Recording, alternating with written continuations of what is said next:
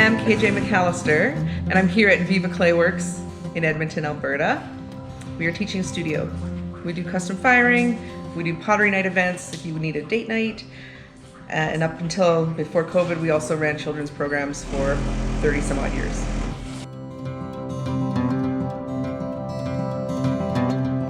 It's been 20 years now that I've been doing pots and clay. I fell in love with it. It got me out of the house. It became my safe space. And I kept volunteering. At first I was here learning, and then I was volunteering, and then I was volunteering and learning and working and wood firing and doing workshops and traveling around. And then I bought the business. I liked it so much, I bought the business. And so it's been 3 years since I purchased, it was Clayworks Studio Link, now Viva Clayworks.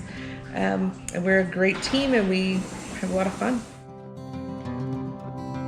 Can you tell us a little bit about the history of the space before you bought it? Because it's been around a really long time, hasn't it? So Ellie Grassmuck was the original owner of this particular business, and she started teaching lessons in the 70s and moved here into this space as a teaching space in 95. I came on as a teaching staff in 2001, and alongside Lori Budestein, who still works with us. Ellie still works with us.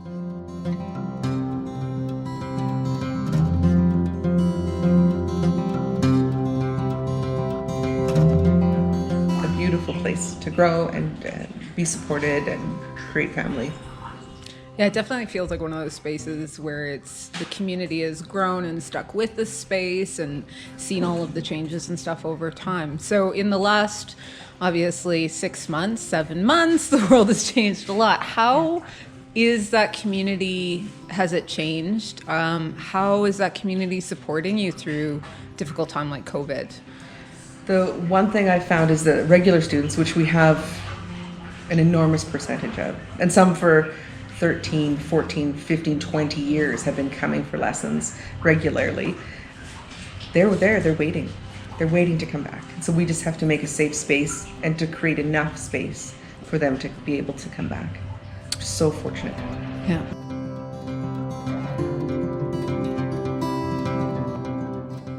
You guys have adapted. You do have some classes open right now. I can see all the wheels are far spread out. Yeah. You took your mask off just a second ago just for this. Yeah. So has it been, you were in Canada here, and so I know in Canada people who are sort of even province to province or federally were looking at different funding options to adapt. Were you able to access anything that helped you during this time? Thankfully our federal government has a wage subsidy so that they were paying 75% of the wages for our staff, which is fantastic. My landlord was amazing in terms of creating a deferment program for our rent. So amazing. Up until next month, I've been paying reduced rent. So that is really what saved us. Yeah. And thankfully, I had a little bit of coin stashed away and pump it back into your business. Right. And you actually have another studio. Yes. In BC as well. Yep. Do you want to talk about that one at all? It's so cute. It's like the little sister to this one. It's relatively new, 4 or 5 years. I have I did have 2 amazing artists. Right now I just have 1 amazing guy out there. We're starting classes there as well. We put 5 or 6 people in the space. We built a wood fire kiln there a couple of years ago. I'm super excited. I get to go next month to fire it carefully and smartly, but that's the idea, is to create a residency program out there and have that be the place where you can go and rent a space to stay and make pots and fire them and go forward from there. Is there anywhere in Edmonton that started to offer like take-home packages with clay projects and stuff like that at all? I know I've seen some other places online that seem to be doing that and having that sort of as a secondary sort of thing where it's like a little tutorial, here's your box of clay, you do the kind of thing, and then is that something you guys would look into? Or we did that for our kids, actually. Yeah. We contacted the children in our programs and said, hey, look, we know that you've paid for some classes and we owe you, we've made up these kits for you. And we're just now starting to think of trying to advance that and trying to set up school programs in that manner. We've got some amazing ladies here who are willing to do little video tutorials alongside a printout. Nice. So it slowly. So as a business owner during this time, I mean, and obviously wanting to keep something that's so vital to the community going and stuff, is there anything you would want community to understand that are some of the hurdles for you that they could maybe help with or just get a better grasp on, even in terms of thinking about elections and what have you? And, you know, if you have anything to say about that. We're going to be having a pop-up market with a number of pots that just say, "Fuck you, Kenny," on them. Because Jason Kenney, who is the premier of our province, is a Trumpite. And all of his policies are to create big corporations. All the money that he's giving out as a province is going to horrible situations instead of to people. Right. Yeah. And that's the thing. We're seeing a huge downturn in support of the arts at a time when Yeah. everybody needs the arts more than anything. And everyone's consuming art more when you're sitting at home watching Netflix or drinking coffee, or because you can't go get a Go Cup if the coffee shop's closed. You got to make your own coffee. Exactly. Thanks. How are Yeah. you personally feeling about your own practice during this? It's the first time in years that I've been able to actually get down and make a bunch of stuff. But the most important thing that I've ever done in a long time was I get to make an urn for a friend. Yeah. And it's beautiful and I love it. And I get time to do that. Yeah. And a piece like that needs time. Yeah. That's a beautiful gift. Yeah. Wow. It's an honor, a gift to me to be able to do it. Powerful. Wow. So during a very contemplative time in the world, you are also really connecting with people one-on-one. Yeah. Not just in the studio, but through your art. That's beautiful. Awesome.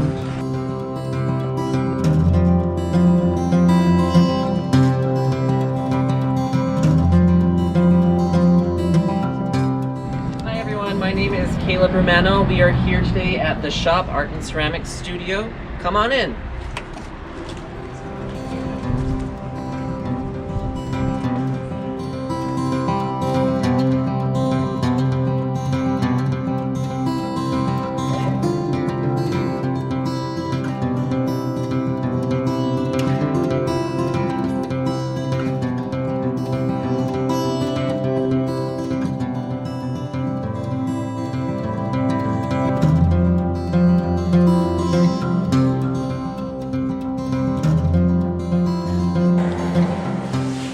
Hey.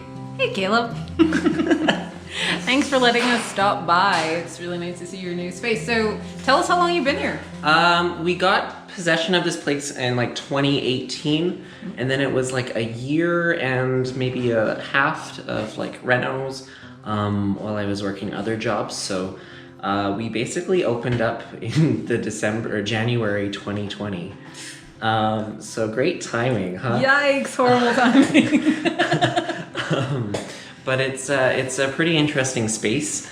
I run it with my father and brother, so I kind of man and operate all the ceramic stuff on the gallery and the artists, and then we have a weirdly attached DIY automotive shop that's also attached through the gallery doors.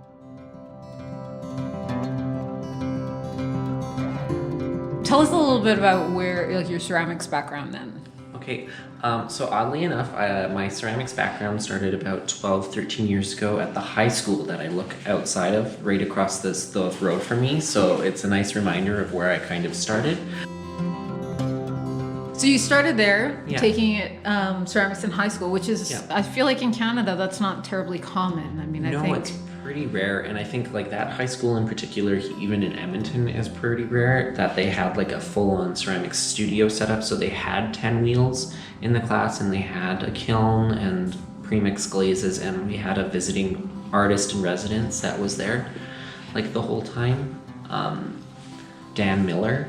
I'm not sure if you've ever come across him, but yeah, he was there, and so he made a lot of his work in the space there. So I went to Red Deer College for my first 2 years with the intention of being a painter and minoring in ceramics, but quickly found that I enjoyed the challenge of ceramics, and I found that I was spending all my time in the ceramic studio.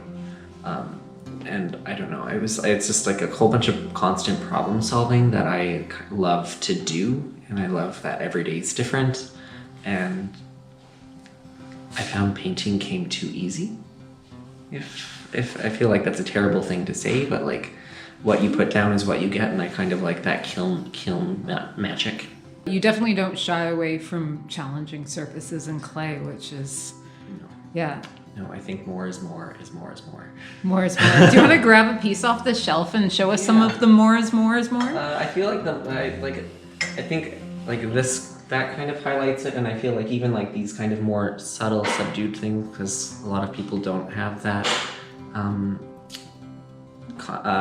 premise or idea that more is more is more is more, and so I try and do it in more subtle ways. So I'll like have heavily patterned bases on almost everything, because I think it's also really fun to celebrate those surfaces that aren't often looked at. So the bottoms of things or the interiors of handles I often kind of pay more attention to, and then like the nod of the maker, so that's why I always have orange fingerprints.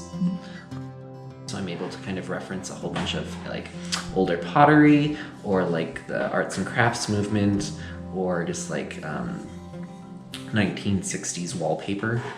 So like just pulling a bunch of different like source materials and throwing them instead of where the black and yellow stripes are. I put those there.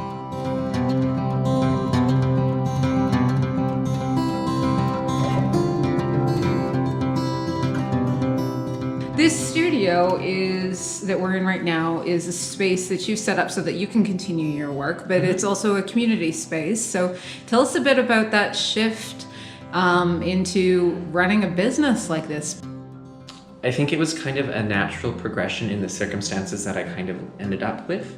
I was really missing like that community atmosphere that I had in university, so I wanted to make sure that I would have more people around me here that could just hang out and chat and make pots with, because I found that when I was by myself in my own studio before, I'd have like a very hard time coming in, or like lower motivation to make work, so I kind of needed that kind of aspect of community around. So I'm fortunate here that I actually have the ability to rent to 20 other people. There's the need in the city that I saw and wanted to fill, and thought I could monopolize a little bit on being able to do that, so I poached a lot of my students that I had at the City Arts Center and got them to come here. So You must have been a good teacher if they followed, so that's a good sign. You're teaching out of this space, like right now we're sitting in a wheel throwing room, hand building room, and so how has COVID's obviously impacted that? So is teaching still happening for you right now, or? We are about to start classes next week, so everyone kind of has to be masked up and sanitized and not sick, so it's scary and also kind of exciting to kind of get back into a rhythm again, and kind of have an actual schedule and not just roll out of bed whenever you wake up, and get going. And I think it will be good. So we teach wheel throwing and like hand building in an 8-week class, and then I also do a plaster and mold making class too, and slip casting. So kind of teach some more advanced techniques that are not necessarily taught around the city, because I made the space here so that I could kind of do that. So I wanted to take full advantage of that and all the equipment that I have. How do you build a relationship and then work within the same community knowing that you're competing with each other? For us, I think it has been very, very simple. My teaching business has been established for many, many years, and we are full and overflowing. So it was so beautiful and so easy and so lovely to have this amazing young educator, an amazing young artist in town, that I can say, you know what, guys, I'm full, but go see Kaleb. He's got everything you need and more. It gave me such a sense of warmth and doing this a good service to the clientele from both sides that I wouldn't want to change it. I think another aspect too of it is that we're also making it so that there's going to be more buyers for both of us. Once a person comes in for a ceramics class, even if they don't necessarily take another one in the future, you're giving them that education and that appreciation for handmade products.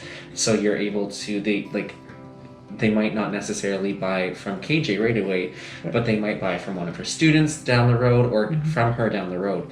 So it's just kind of educating more people on the process and like why things are valued the way they are. At the time, there was only Viva Clayworks, the City Arts Center, and I think the Edmonton Potters Guild. And so and like all of those venues were, wait lists were huge. Like I know at the City Arts Center one year they had 110 people on the wait list. So just like there wasn't enough spaces in the city to provide for the demand or the need at the time. What's the kinds of things you'd love the world to know about what's happening in Alberta for clay?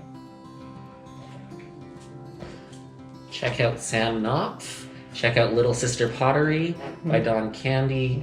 Look at Kelsey Ronigan, I think made by Kelsey. Chloe Lydia. Who else is kind of some of the up and coming people? Emily Stone. Like there's a lot of diversity in Alberta with the pots that are coming out. I do think that there's a lot of like functional art that comes out, and that's just because of the instructors that were at ACAT for a period of time. I'm curious to see the shift that will, and I'm sure that is happening, with the takeover from the old regime to the new, and the passing of the torch with Katrina and Greg, and then going to Martina and Zimra.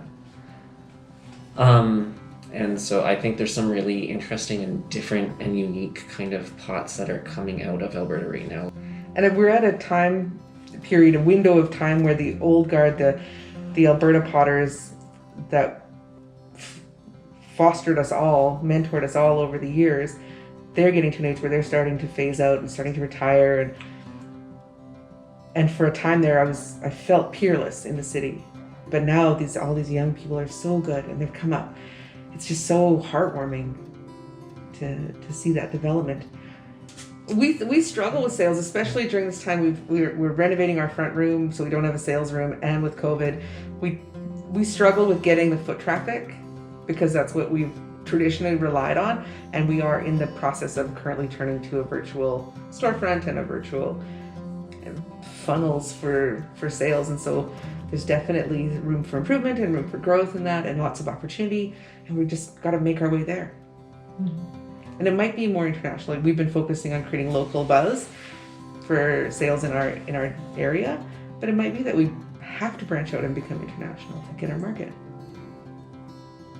I just need a manager someone can just do all of that computer work, because I just personally hate it so much that if someone else could just input my work in and I could just make all the time, that would be my dream. But I think that's all of our dream, is to just work all the time. I know, and not actually have to do any of like the right like essay. And I'm just like, I don't know, I'm not always great with timelines or deadlines. It's interesting that you say that, though, because you've really now established yourself within the community as somebody who is putting forth a ton of their time for the community. Mm-hmm. So it sort of counters what you just said, where you just want to be in the studio all the time, because you're absolutely also drawn to the idea of servitude to your community, which is a beautiful gift. Right? Yeah, like I love that aspect, and I love teaching, and it brings me like immense joy. But I would also like I feel like sometimes that takes a lot of that, and I'd love just to make, but just not do any of the bureaucratic and like just technical computer input stuff, or like just like the little things like that doesn't. Computers frustrate me. Like I feel like computers are the one thing that can just like instantly make me angry. Mm-hmm. For me, COVID was both a blessing and a curse. I think it has been for a lot of people, yeah. Because it like gave me that time to actually take a break. So I know earlier you were asking KJ about like inspiration and like kind of burnout. I think I was burning the wick at 3 ends, in the center and on both sides before. I was working like 12-hour days, working at 3 different related clay studio, being the City Art Center technician and instructor there. So I was teaching 4 nights a week and working at a clay ceramic supply store, and then running this space too, and then also working on renovations, and then running and then making work for my own shows. And commissions. And commissions and sales. So it was a much needed break. So I spent like a majority of the time not in here at all. And I think for me at the beginning of it, like for the first 2 months, I felt incredibly guilty being able just to come in and work in here. Because there were so many other people who I knew who wanted that or needed that kind of outlet. So I like wouldn't even post on social media that I was working on things because I just felt bad. Yeah. But being able to make does take a lot of sting out of the everyday stuff. It recharges and refuels, and I think that is something that I return to for my mental health and my heart health. Is that being able to go to my little wheel in my garage that we snuck out during COVID, or even going to the studio on a quiet Sunday morning. That does the trick for me. I'm a maker. I need to make. Well, thank you both so much for all of your time and for everything that you give to the community. It's always a pleasure to see you both, and it's been such a lovely day, especially during these times, to actually connect with people in our community.